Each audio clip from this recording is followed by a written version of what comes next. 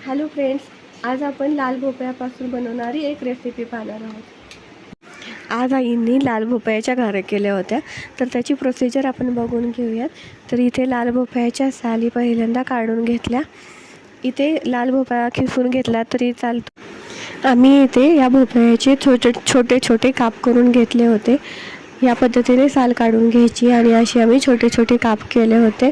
याच्यासाठी आम्ही 1 वाटी गूळ घेतला होता। तर एका कढईमध्ये लाल भोपळ्याचे काप किंवा खिसलेला भोपळा टाकून त्याच्यामध्ये आपण 1 वाटी गूळ टाकलेला होता। ह्या गुळात आपल्याला हा भोपळा शिजवून घ्यायचा आहे। 10 मिनिटं झाकण टाकून आपल्याला हा भोपळा शिजवून घ्यायचा आहे। त्याच्यानंतर झाकण काढून एका पळीने आपल्याला तो या प्रकारे असा मॅश करून घ्यायचा आहे आणि त्या भोपळ्यातील गुळाचं पाणी आहे ते पूर्णपणे आटलं पाहिजे। या पद्धतीने आपल्याला ते गुळातलं पाणी आटवून घ्यायचं आहे। त्याच्यानंतर आपण गव्हाचं पीठ जेवढं बसेल तेवढं त्याच्यामध्ये आपल्याला ॲड करायचं आहे। थोडंसं चवीपुरतं मीठ, वेलची पूड टाकून आपल्याला याचा असा घट्टसर गोळा तयार करून घ्यायचा आहे।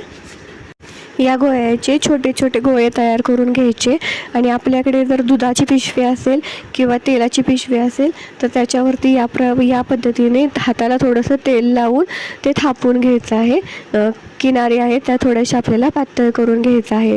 त्याच्यानंतर एका कढईमध्ये तेल गरम करून आपल्याला हे जे लाल भोपळ्याच्या घाऱ्या केलेल्या आहेत त्या आपल्याला तळून घ्यायच्या आहेत। या पद्धतीने गूळ टाकल्यामुळे त्याचा या पद्धतीने कलर येतो। तर या खायला खूप टेस्टी लागतात आणि पौष्टिकही असतात। तर एकदा नक्की करून बघा। थँक्यू।